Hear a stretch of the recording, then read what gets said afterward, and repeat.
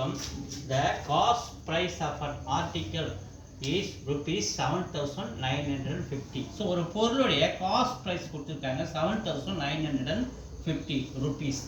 If it is to be sold at a profit of 18%. So இந்த பொருள் நம்ம 18% ப்ராஃபிட்டில் விற்றோம்னா அதனுடைய செல்லிங் ப்ரைஸ் என்ன அப்படின்னு கேட்குறாங்க. how much would be selling price?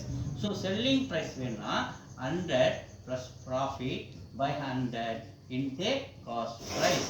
100 plus profit நம்ம 18% கொடுத்துருக்காங்க, அதை சப்ஸ்டியூட் பண்ணுறோம் by 100 into cost price 7,950. So இது ஆட் பண்ணுங்க. 100 plus 18 118 by 100 multiply 7,950. ஸோ இதை சால்வ் பண்ண கிடைக்கிறது நமக்கு என்னது செல்லிங் ப்ரைஸ். ஜீரோக்கு ஜீரோ கேன்சல், 5 டேபிள் அடிச்சா 10 2 டைம்ஸ், இது 5 டேபிள் அடிக்கிறோம் 1 times 7 me remainder to 29, 5 times 25 me remainder 4 45, 9 times 159 கிடைக்குது.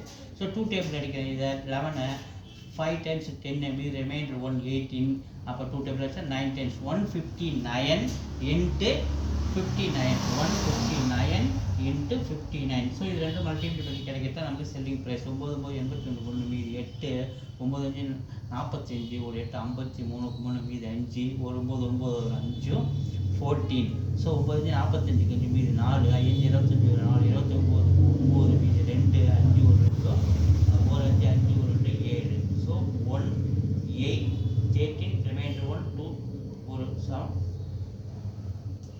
9,381 rupees நமக்கு மல்டிப்ளை பண்ண நமக்கு கிடைக்குது 9,381. இதை மல்டிப்ளை பண்ண கிடைக்குது rupees 9,381. Selling price 2 is the answer.